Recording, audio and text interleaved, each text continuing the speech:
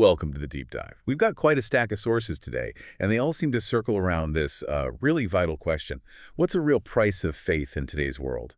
Yeah, and we're focusing heavily on the Christian experience globally, using Armenia as sort of our main case study, both historically and right now. Our mission here really is to get beyond the surface. We want to trace this line from, the deep history of religious identity, even martyrdom. Straight into the messy, very transactional world of modern geopolitics. It's about synthesizing these sources to see the connections. And they reveal some, frankly, shocking ways historical persecution gets twisted and used today. Definitely. And Armenia is central. It's a nation, as many know, defined by its faith, but also tragically known for the genocide. And the sources are very clear on this point. It wasn't just about ethnicity. It was targeted as a religious genocide. Okay, let's unpack that history a bit, because the depth is pretty staggering. It really is. I mean, Armenia wasn't just a Christian nation. It was the first. Officially adopted Christianity as the state religion way back in 301 AD. 301 AD, that's what, 11 years before Constantine's Edict of Milan? Exactly. Before it was even legal in the Roman Empire. So you're talking about a 1700-year link between the church and Armenian identity. It's profound. The research we looked at suggested something like 70, maybe 80% of an average Armenian sense of self is tied up in that church history and its values. And that deep connection, that sort of foundational identity, helps explain the sheer brutality of the genocide during World War I carried out by the Ottoman Turks. What was the driver? The sources point to fear, right? Yes, specifically the fear that the Christian populations, Armenians, Pontus Greeks, might try to break away, just like the Balkan Christian countries, Bulgaria, parts of Greece had done. They feared losing more territory. So it becomes an ideological test. Walk us through how the sources describe that moment of choice. Right. So when the Ottoman forces arrived in Armenian towns and villages, it wasn't primarily about, are you Armenian? It was about faith. Two questions, basically. Yep. First, will you convert to Islam? And the second? If the answer was no, then the second wasn't really a question, it was a sentence.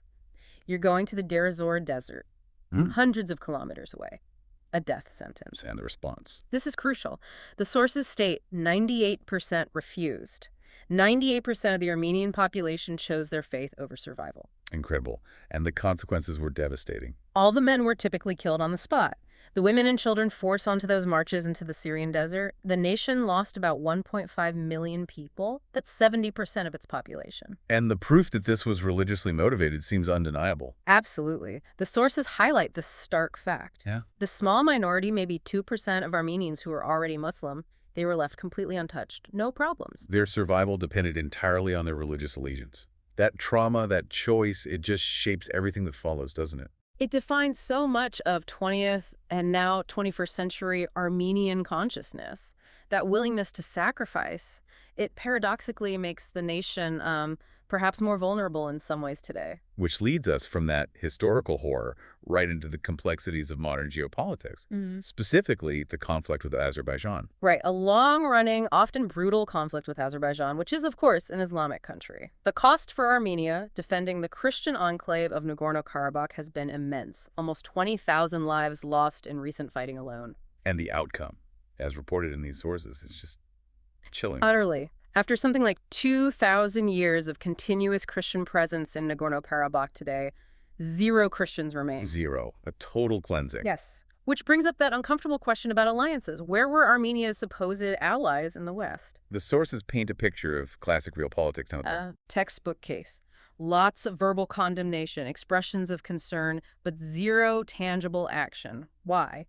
Because nobody wanted to upset powerful players like Turkey, a key NATO member and supporter of Azerbaijan, or Azerbaijan itself, with its energy resources. Values took a backseat to utility. And then there's this detail about Israel's involvement, which is quite surprising, maybe even shocking, given the usual narratives. It is. Israel wasn't neutral. It actively and aggressively supported Azerbaijan.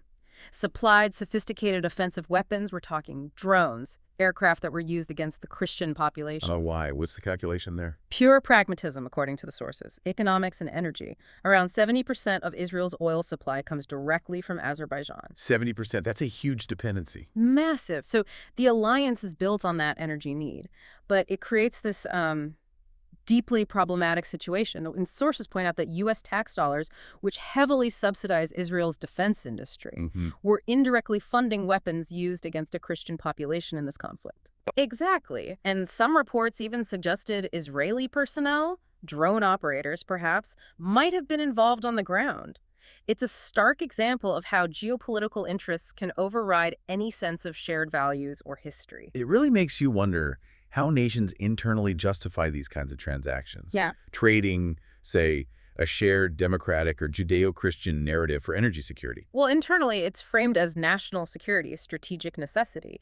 But the reality on the ground is that human rights, religious freedom, ideological alignment, they become negotiable. Secondary concerns. And this pressure isn't just external. The sources reveal a really complex internal struggle happening within Armenia itself right now. Yes, this is where it gets incredibly layered. The current Armenian prime minister.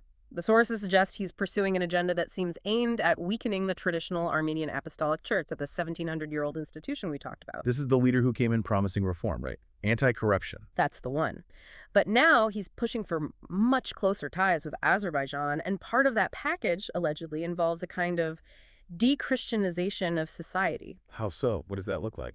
It involves efforts to change the church's narrative, encouraging people to maybe forget or downplay the genocide, forget the history. There's also an element of attacking traditional values. Like the reports about his wife's comments? Yeah, a public statement suggesting women in traditional families are somehow inherently unhappy, combined with a noticeable push towards promoting agendas often seen as counter to traditional Christian views, like on LGBTQ and transgender issues. And the tactics used against the church itself sound pretty aggressive for a democracy. Extremely concerning. The sources report the PM actually wants to remove the Catholicos, the supreme head of the Armenian Church. That's unprecedented. Wow. And archbishops have been arrested, often for criticisms or statements they made years ago suddenly dredged up. It feels like settling scores. It has that appearance. Plus, there's this move to erase national symbols tied to that history. Mount Ararat, the biblical mountain, being removed from postage stamps. A reluctance to even discuss the genocide publicly. This culminated in the case involving Samuel Karapetyan, didn't it? It's a really dramatic flashpoint. Karapetyan is, well, he's one of the wealthiest Armenians globally. A huge philanthropist known for building schools, hospitals, churches. A major figure. And it all kicked off with a very short interview. Just 37 seconds. He went on record publicly criticizing the government's pressure and attacks on the church. Nothing more, apparently. 37 seconds. And the reaction? Immediate and severe. The prime minister apparently posted on Facebook, essentially telling Karapetyan to shut his mouth. Then special forces, heavily armed police were sent to his home, without a judge's warrant, according to the reports. The public reacted strongly. Massively. Thousands of people gathered, ordinary citizens, and basically formed a human shield around his residence, preventing the police from entering for about 14 hours. Incredible. But he was still arrested. He chose to go voluntarily to the police station later, reportedly to avoid violence between the demonstrators and the special forces. But once there, he was arrested. On what grounds? Charged with treasonous intent. But the sources claim the charge is based on words or intentions not actually present in that 37-second clip that sparked the whole thing. He's now being held incommunicado, reportedly, in the old Soviet-era KGB detention facility. The symbolism is stark. And Karapetyan himself is reportedly saying he's willing to lose everything, his businesses, his fortune, to defend the church. It echoes that historical sacrifice, that deep commitment we talked about from the genocide era. It's a powerful echo. Yeah. And that dedication, that fight over history and spirit, it connects Armenia's internal crisis to this broader global pattern the sources identify. It's not just Armenia, is it? Not at all. This idea of instrumentalizing faith, using it as a tool in foreign policy or internal power struggles, seems to be happening elsewhere. Look at Ukraine. What's the parallel there? The sources describe severe persecution of the largest Orthodox Church in Ukraine, the Ukrainian Orthodox Church, or UOC, by the Zelensky government. How severe are we talking? Well, the reports mentioned allegations of torture, widespread seizure of churches, literally taking church properties, and even proposed legislation aiming to ban the UOC entirely. Ban a whole church. Yes, and some sources compare that proposed law in its scope and intent to things like the Nuremberg laws. It's incredibly serious. And the sources explicitly state that the U.S. State Department is involved, having instrumentalized religion as a tool in its foreign policy towards Ukraine and Russia. There's a strange irony mentioned, too, isn't there, regarding a Ukrainian official? A huge one. The official overseeing religious affairs in Ukraine, a man named Viktor Zelensky, who, according to some reports, has faced accusations in the past of writing anti-Jewish material. Nope. He was invited as a keynote speaker to a major religious freedom conference hosted by the U.S. government in Washington, D.C. That sounds like, as the source puts it, reputation laundering. That's exactly the term used. Using the platform of religious freedom advocacy to legitimize actions that are seen by others as persecution. And crucially, this happens often with little protest from influential Western Christian leaders or politicians. The sources mentioned Ted Cruz, for example. Yes, pointing out that someone like Senator Cruz, usually vocal on religious freedom, has apparently said nothing at all about the UOC situation in Ukraine. It suggests a very selective concern, perhaps driven by geopolitical alignments rather than universal principle. Which brings us to Nigeria, because right now there's a huge media focus on Christian persecution there. But our sources suggest a different story, or at least a more complex one. Absolutely. It requires a lot more nuance than it's often given. First off, the Nigerian government isn't monolithic. It's diverse, with both Muslim and Christian leaders. The president himself is Muslim, but his wife is reportedly a Christian pastor. So it's not a simple case of a Muslim state persecuting Christians. Not according to these sources. They argue the terrible violence and deaths, which are very real, are likely affecting Christians and Muslims in roughly equal measure. And the causes are complex. Like what? Long-standing tribal conflicts are a major factor. Then there's the destabilizing influence of external arms reports, mentioned France arming Tuareg groups in the region, and the huge flow of weapons coming out of the chaos in Libya after 2011. It's created a volatile mix. So the argument is it's not necessarily a state-sponsored, targeted religious genocide, but more of a tragic breakdown of security affecting everyone. Precisely. And the Nigerian government itself, according to these reports, is actually pleading for international help to protect all its citizens, regardless of faith.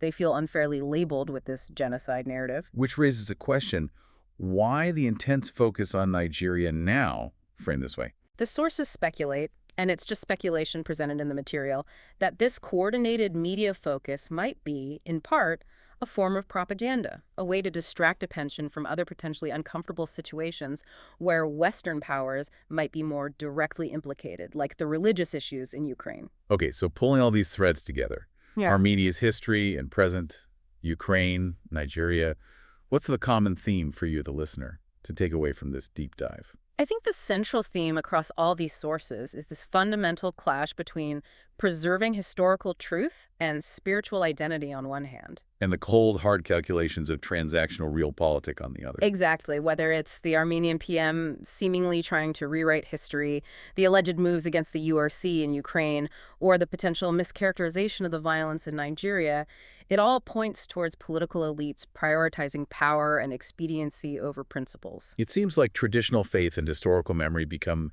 tools, things to be manipulated or discarded depending on the political goal. Yeah, it suggests a kind of hollowing out of ideology, maybe, where everything becomes transactional. Gas for weapons, as we saw, geopolitical alignment in exchange for silence on uncomfortable truths. Which leads us, and you, with a final thought to consider. The old saying goes, whoever controls the story controls the past and the future. If what we're seeing, according to these sources, is a pattern of elites in democracies and authoritarian states alike actively trying to reshape or even erase deeply rooted historical narratives and religious institutions. What does that ultimately mean? What are the long-term consequences for our understanding of human rights, of historical truth, and maybe even for the future of democracy itself when the past becomes so malleable?